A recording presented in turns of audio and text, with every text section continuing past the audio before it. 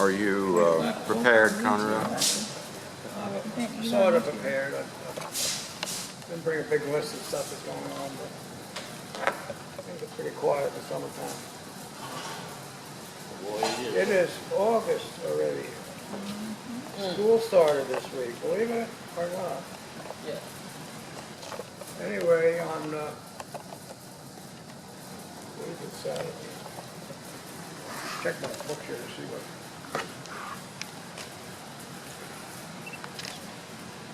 Let's see.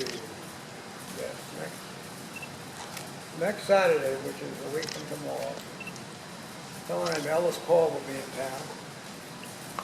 The singer-songwriter. He's going to do two concerts, one for kind of for kids and families at 2:30 at the Center for the Arts, and then the regular concert at 7:30. Who was it? Les Paul? Elvis, not Les Paul. I don't think Les Paul's still with us. I don't think he is. Probably might have some. Good. I don't have You have a date on it? the 24th, which is a week from tomorrow. I don't have prices on that concert. There are still tickets available, so if you want to go. I'm gonna be on the bill you for my ticket, that's all right. I wouldn't do that. They probably wouldn't either, would they? No, they're not going to. They know me. The Women in the Arts exhibit is still ongoing, and it's free. I recommend you go see it. Some really, really good stuff this year. A lot of artists, a lot of gals represented. Really all I've got. There are other things that are upcoming in September, October, but we'll get to that in September. We don't have enough time to put it all together. So that's all I've got on our announcement. Joe Dan will announce what's going on at Tinney Chapel, and Doc will announce what's going on with a big band of renown over at the Revelator now. They're kind of spread out. I'm sure they are. So, At a later date. I will, just a general announcement, if you're into anything in literature Christian, that's fiction, non-fiction, devotionals, family living, stuff for women, stuff for men. I received 45 boxes of Christian books this week. Only cataloged about 350 of them. I'm putting as many out at the store as I can. The rest are going into storage. If you're interested in any of those, the prices are great. Most of the books are in great condition. Lots like Chuck Swindoll and Mike Lucado. when are these available for viewing? Anytime. Anytime. I'm open. Obviously. At your store? At the store, at Book and Tackle, 218 Market Street. I'll be open all day tomorrow. I'll be open Monday, Tuesday, Wednesday afternoon next week. What are the hours? They're posted on the door. Yeah, but if you're not there, They change every week. So I can't give- what's tomorrow's hours? Tomorrow's hours from 9 o'clock in the morning till 8 o'clock at night. See, tomorrow's Saturday, though. Okay, Okay? thank you. So are we, Like I normally do. yeah. A small book of poetry came in. You see how small it is? Oh, that's Pocket. Almost Let's a see the front of it. It's the Random House Treasury of Best Loved Poems. Okay.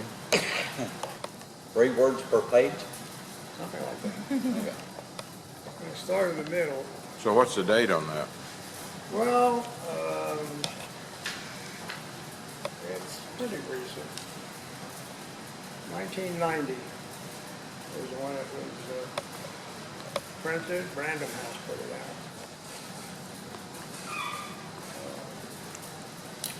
It has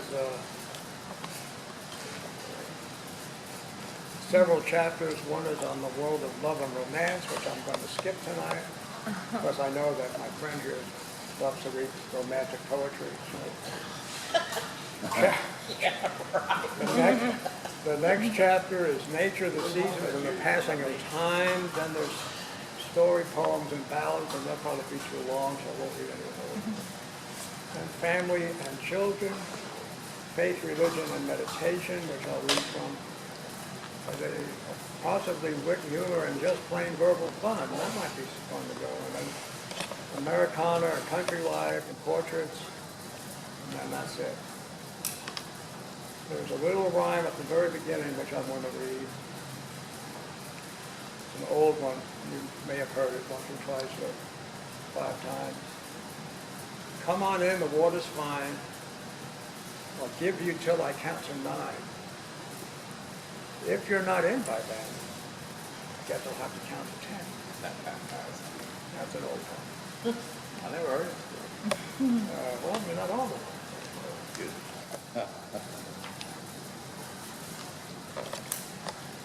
Well, let's show some of these witty things here. I gave him my chair because I was respecting my elder while he was in the office.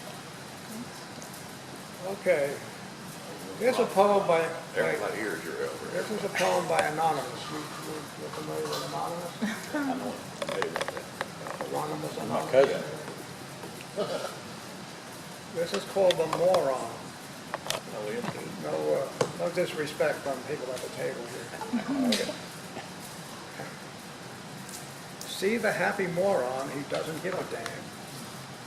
I wish I were a moron, my God, perhaps I am. Joe Anonymous did that, and now his brother Fred Anonymous did this one. This one's called Get Up, Get Up. You may have heard this one too. Get up, you lazy head, get up, you lazy sinner. We need those sheets for tablecloths. It's nearly time for dinner.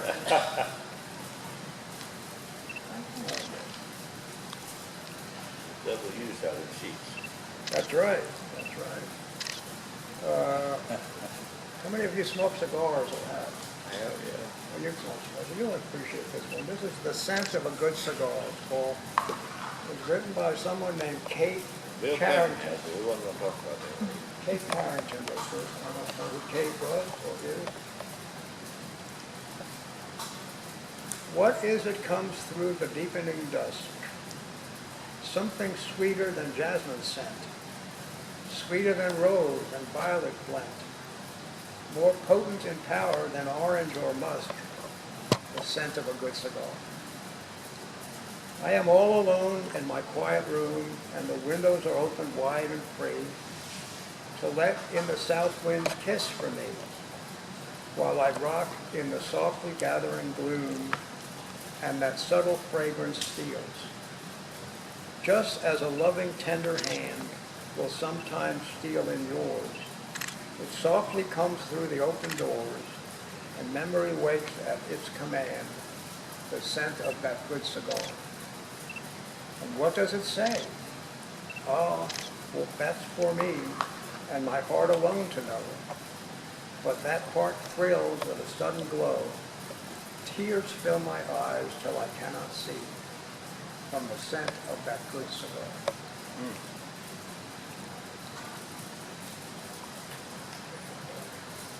And with my granddaddy. Always loved to smell it. Here's another one by Jerry Anonymous. No way. Yeah, that was a big family, the Anonymous family. It's called Dried Apple Pies. I loathe, abhor, detest, despise, abominate dried apple pies. I like good bread, I like good meat, or anything that's fit to eat. But of all poor grub beneath the skies, the poorest is dried apple pies. Give me the toothache or sore eyes, but don't give me dried apple pies. The farmer takes his gnarliest fruit, 'tis wormy, bitter, and hard to beat. He leaves the hulls to make us cough, and don't take half the peeling off. Then, on a dirty cord it's strung, and in the garret window hung, and there it serves as roost of flies, until it's made up into pies. Tread on my corns or tell me lies, but don't pass me dried apple pies. And let's see. Well, Anonymous is gonna have the day today. This one's called Disgusting. These are great titles, by the way. If you can have that guy here next time. At the boarding house where I live, things are getting very old. Long gray hairs in the butter, and the cheese is green with mold. When the dog died, we had sausage. When the cat died, catnip tea. When the landlord died, I left him. Spare ribs are too much for me. All right, we'll find one more, and then we'll pass the buck here. Lewis Carroll. Now, none of you know who Lewis Carroll was. And you probably heard this Lewis Carroll poem. I know Christmas Carol. Lewis Carroll, Alice in Wonderland. Lewis Carroll. How doth the little crocodile? This is a very famous poem. I believe I've heard once or twice. How doth the little crocodile improve his shining tail and pour the waters of the Nile on every golden scale?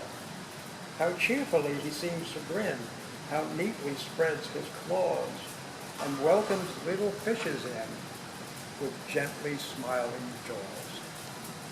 Oh, Very good. That's my attempt to make you feel, to make you smile. I'm going to go this way. Steve, I'm Ken, by the way. By the Yeah. way, Ken, by the way. Ken Eaton. Some people call me Commander Eaton, Coast Guard retired, but not a lot of people do that. Some people. But Donna related a story to me some time ago. I thought fit in pretty good. You know, she had a friend who would give her a Chinese checker game. You know, it had marbles. Right. Well, it got lost. Just a day or so ago, I found it in the back of my car. So I carried it to her. She freely admitted she'd lost all of her marbles. One more. I don't know what we're going to do about that. And the cigar thing reminded me, we were down in Mena, Arkansas, or close to it the other day. I was looking at some cigars. I didn't want to smoke one. I wanted to smell it. They had a box in there with about 6 in it. I noticed the price on the front of it said $12.95. Well, shoot, I'm a big spender. I'm going to buy me a box of cigar. I got up there. It was $12.95 each. I put it I didn't want to smell that much. I put it back on the shelf. Anyway, I got a poem here about August. I think that's appropriate for this month. It says, the sprinkler twirls, the summer wanes, the pavement wears popsicle stains. The playground grass is worn to dust, the weary swings creak with rust. The trees are bored with being green, some people even leave the local scene. And go to seaside bungalows where they take off nearly all their clothes. By John Updike. That wasn't my poem, it was John Updike. About summer, it gets hot, you gotta get down into your bathing suit. That's right. Another little thing I was reading that kind of sounded good to me. It says, the title is, If We Should Meet. I often wonder whether you would recognize my face if suddenly one evening we should chance to meet someplace. So many years have wandered by, so many winds have blown, and in the passing of each day, our characters have grown. You may be rich and famous now, and perfectly content, and quite inclined to laugh at me with all my sentiment. Or possibly your purse is poor, and you may think of me as one who would not care to share your humble company.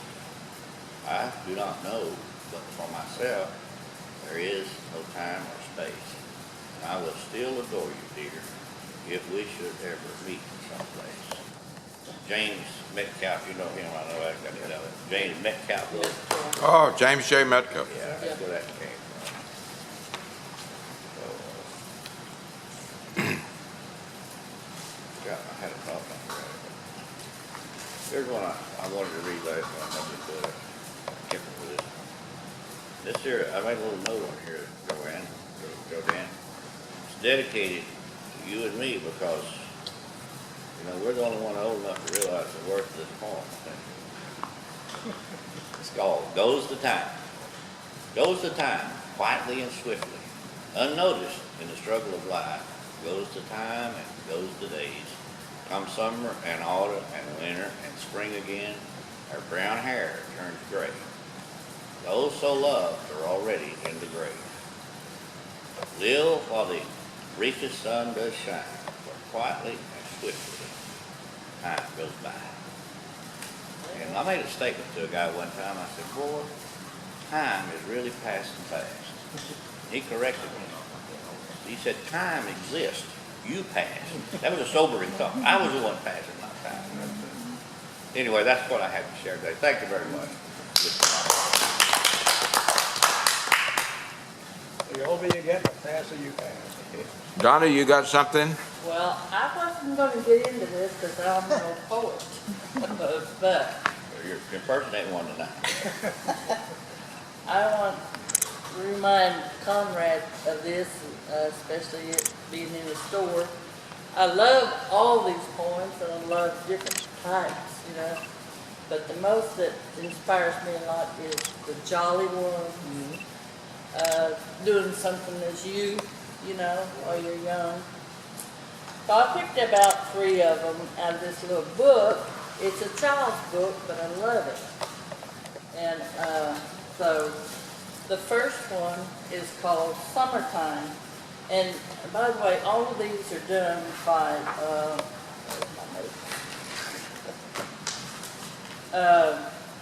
Jane Belk Moncure. Have you ever heard of her? How do you spell that? Moncure, Jane Belk. Bill now? No, I'm not familiar with her work. Okay. It's probably more or less probably in a children's book or something, maybe, I'm not sure, but I like these little poems. This has to do with summer, so forgive me if I mispronounce anything. Summertime. Summertime is swimming time, bathing suit and beach ball time. I can go barefooted every day. I wish I could make the summer stay. Summertime. These are kind of just short. Well, the air conditioning people got something in common with this. They want something to stay. I had to have one visit my house on Saturday just the other day, and it was not a pleasant visit. But coming out on a Saturday where he does anything, it's $175 just for coming out. Any whatever he does. I know everybody's got similar stories. Go ahead. Nothing to do with your poem, by the way. That's when they usually break, is on Saturday. This is, just think about back in your childhood, you know, where the old-fashioned picnics you used to have with your families, you know. And all That was a that. very long time ago. Yes, a very long time ago. You got a good memory? A picnic. After the picnic, my brother and I played in the fields where the butterflies fly. I picked flowers, and when we sat down, I made a fairy princess crown. Now I need a prince and a castle too, but my brother wouldn't play pretend. But will you? I won't play soccer.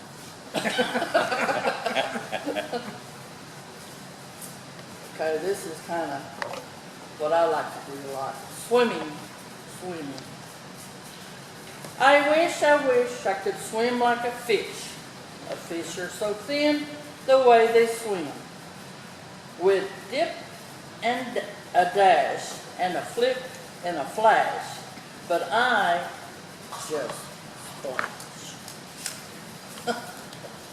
So that's my little children poems of the day. Okay. Your turn, Chris. We're gonna have some tea. Let's see here. Can you hear me? Yes.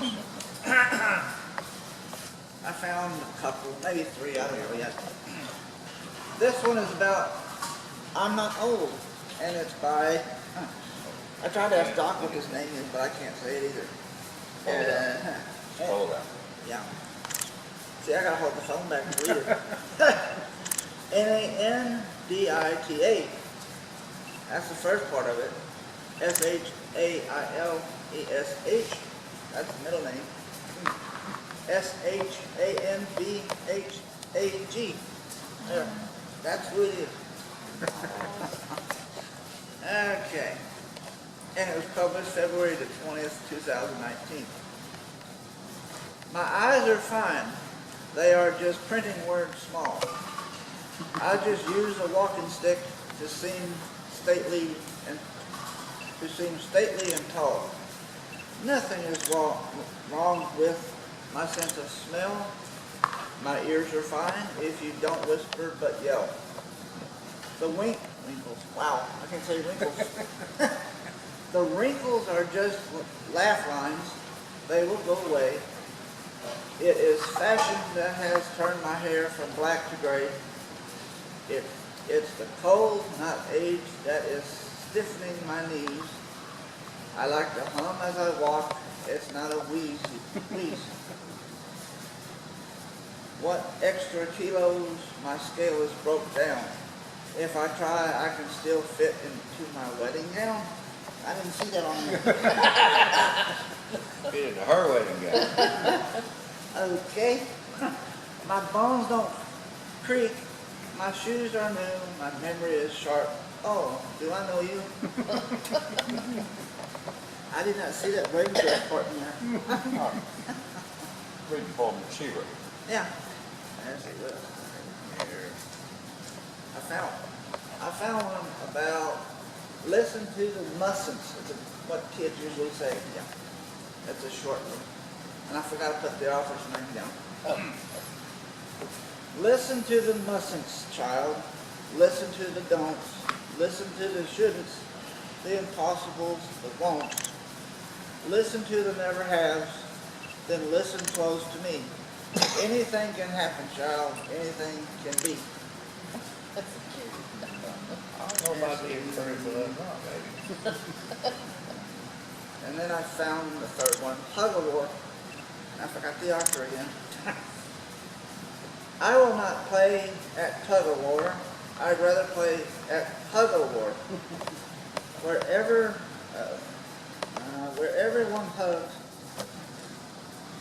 instead of tugs. Where everyone giggles and rolls on the rug.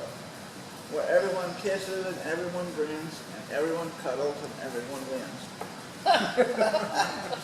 That's it. Yeah.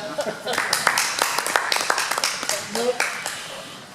You know, my mind has always wondered about what might be out there in the universe, and whether it be other planets that had life form on it, like us, or like whatever God may have created, okay, that didn't let us know.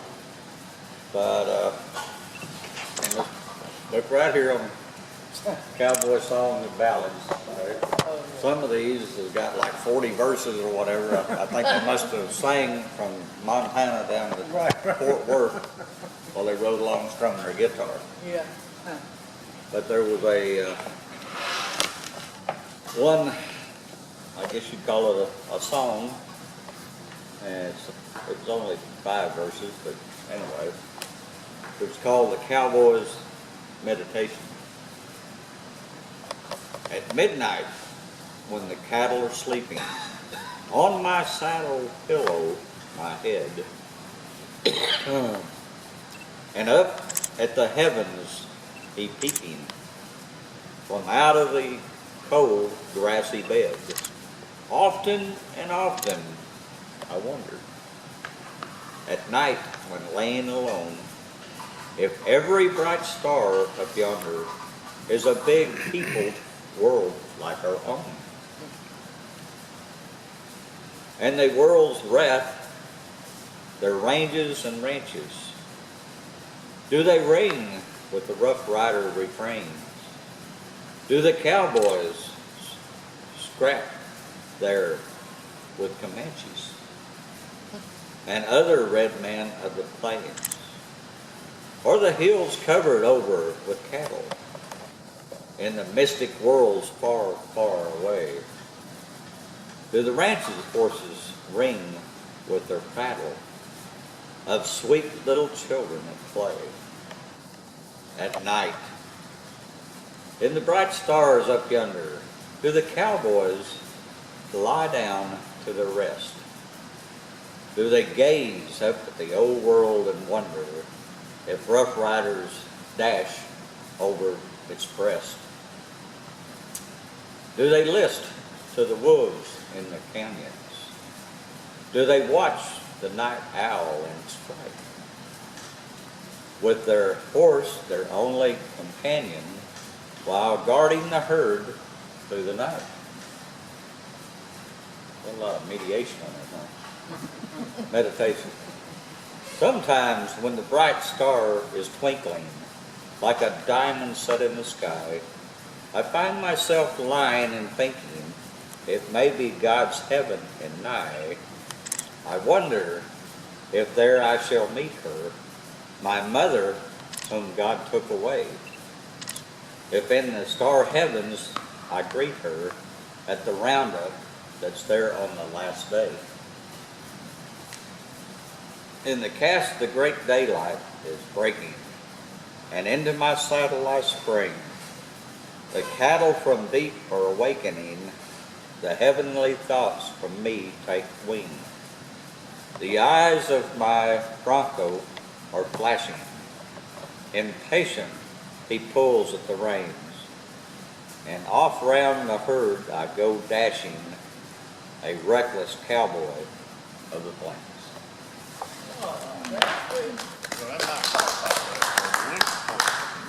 That's right. Doc, confirm for me, that is the John and Alan Lomax book. Oh, that's confirmed. My turn Yeah. right there. You're exactly right. Okay. Jill, are you reading? Yes. What is your last name? Raymond.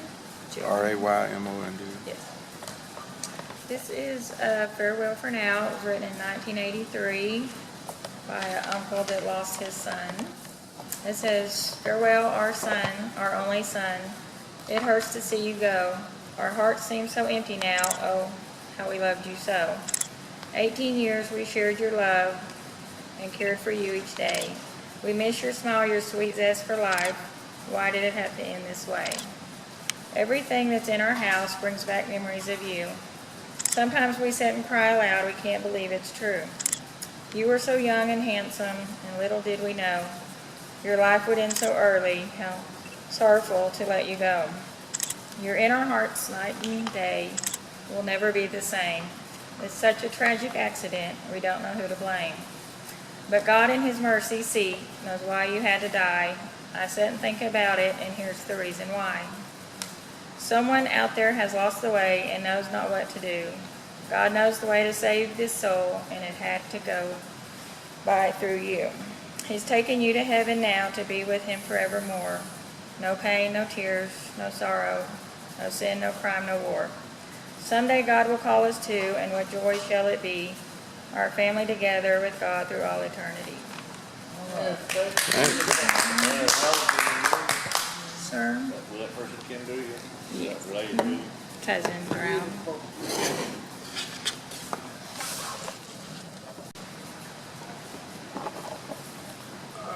Okay.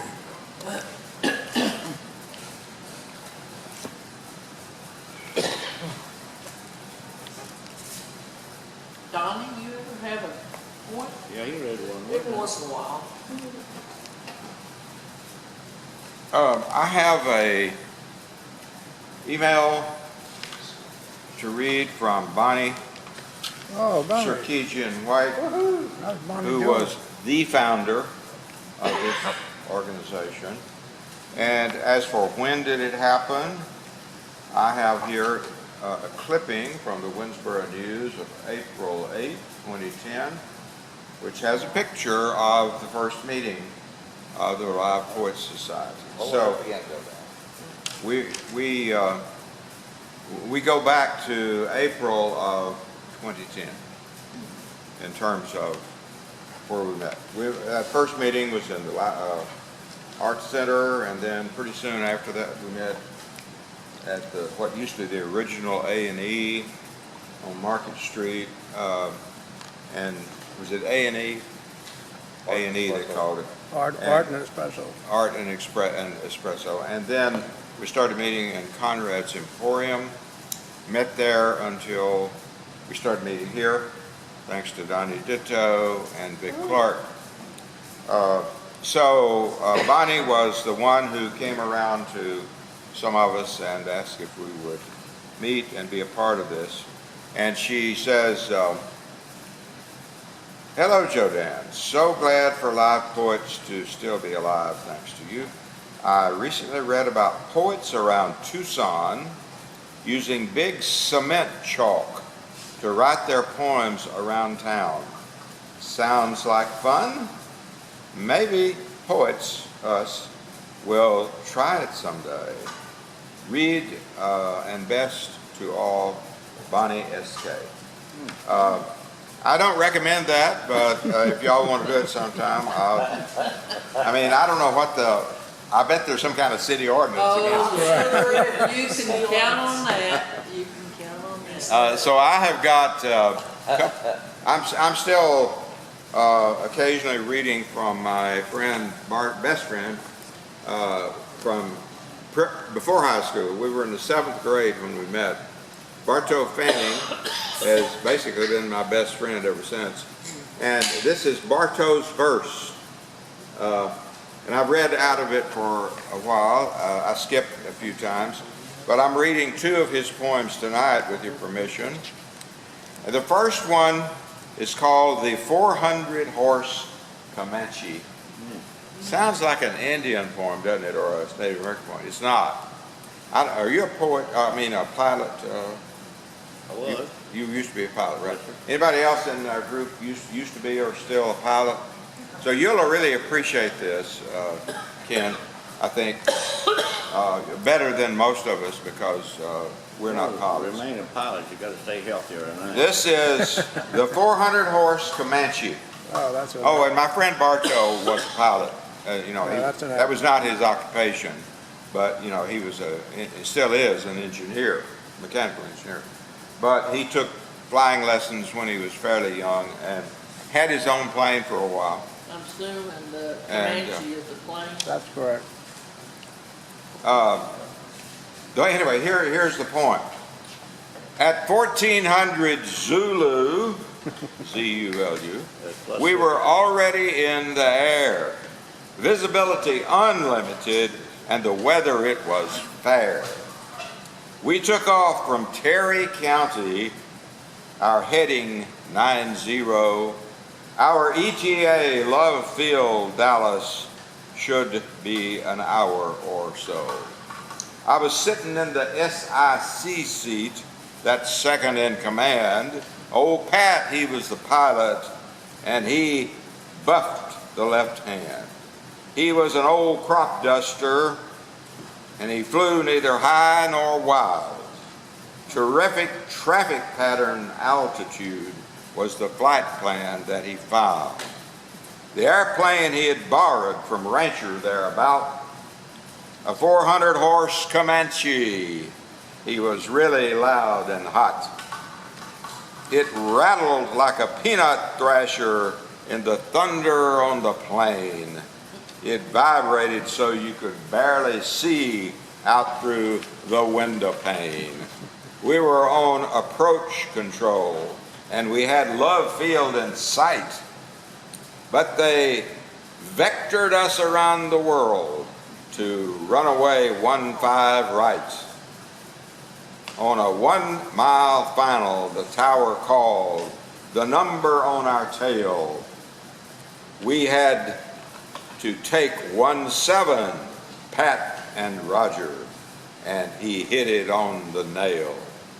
The sign said Southwest Automotive, so Pat turned that away. And the rest said Jet Engine Division, and that's where the big boys play. Oh no, I cannot go there, he said, but he kept the turn dialed in.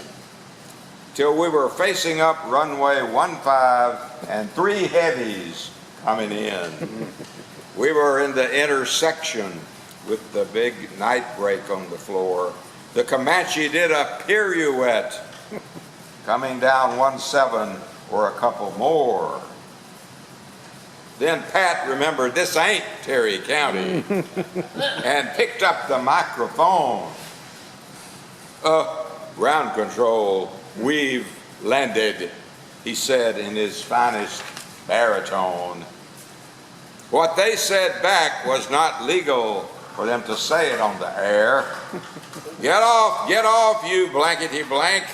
Their profanity curls my hair. So Pat just gunned the throttle and ran out on the grass. They made us sit there for an hour and watched every airplane pass. We were looking up the tower and they were looking down at us. They were lined up in the window and making quite a fuss. And when the sky was empty and the taxiway secure, they talked us to a tie down on the tarmac, and really slow and sure. They must have known we were important. That Comanche said it all in spades. 8 jugs on that Lycoming engine, and the propeller had 3 blades. It was certainly impressive. It was first class all the way. And it got their undivided attention when we took off the next day. The end. I love that poem. Lycoming makes a bunch of those engines, you know, mostly turboprops. I figured you'd know what a lot of those terms meant.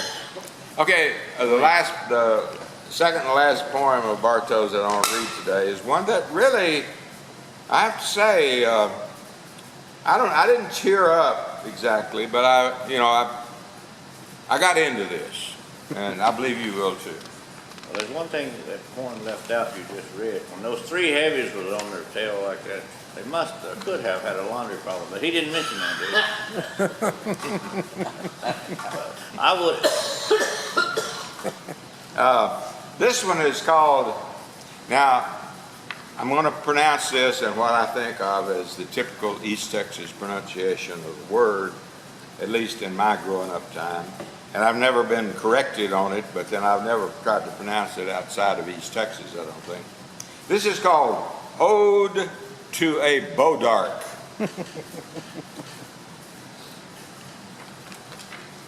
You were bowwood for the Osage and the Caddo 200 years ago. You are old and gnarled and knotted, and forever thus you have been so. On the bank of the little sandy creek you grow, in a meadow you do not share.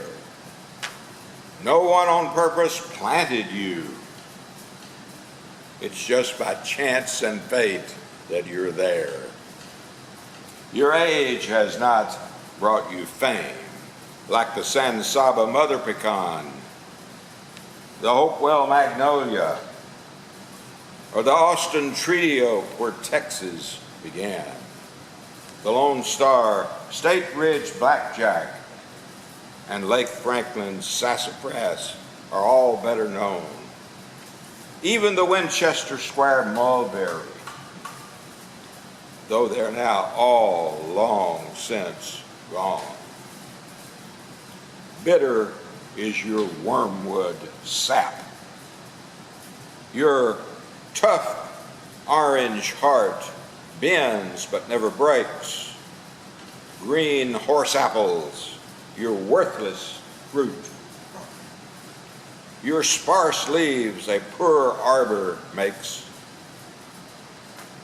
No critters nest in your wiry branches, for they find no natural cover. But old barbed wire fence builders know your crooked fence posts last forever. As trees go, you are nothing special to anyone but me that's still around. But on an August morning, long ago, your shade. Your shade became my holy ground. I was just a half-grown, barefoot boy when the Lord spoke sweet peace to me. There's no altar there. Just you, my silent sentinel, witness to my testimony. So, my homely dArc, of all the trees that grow, I love you most of all.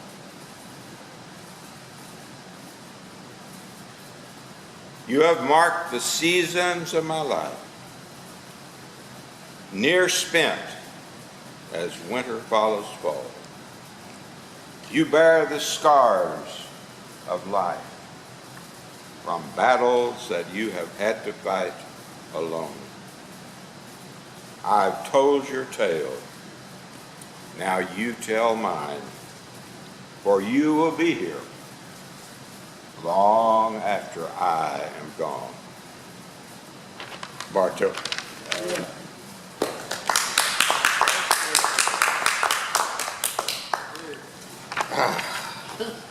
It's some good writing, Bartow is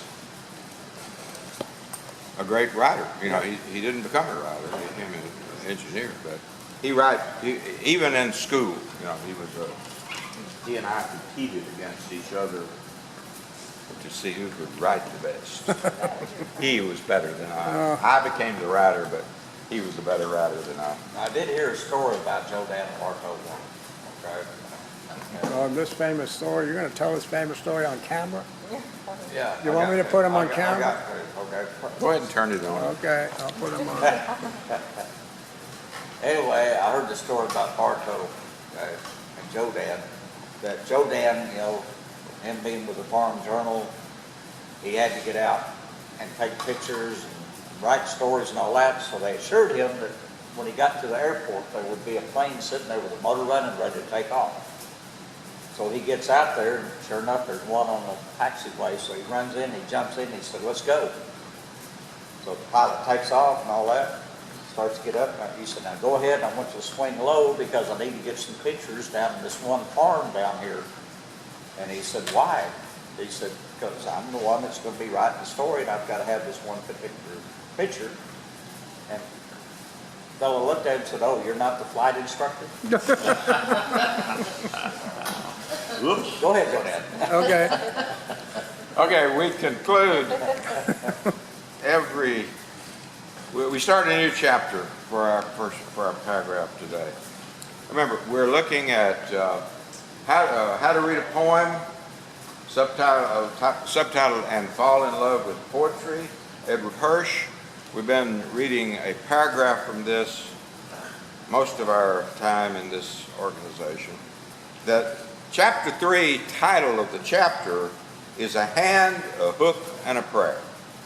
And so I'm going to read the first paragraph of that tonight. This is the way we conclude every meeting.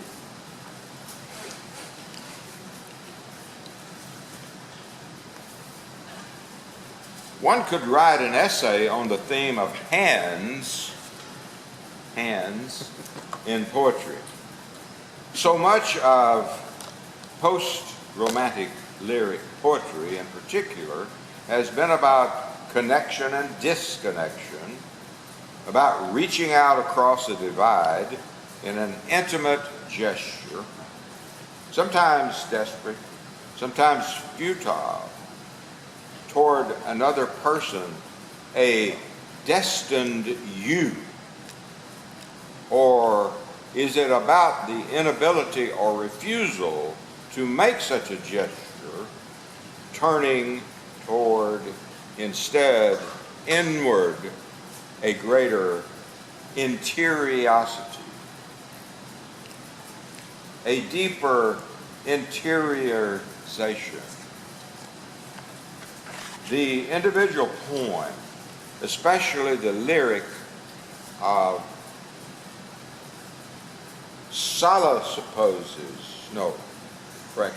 missed a line. The lyric of solitude situates itself in distinct relationship to an imagined reader. It presupposes an encounter with a real reader somewhere in an indistinct figure and future, as it were itself up a particular angle to the universe of other people.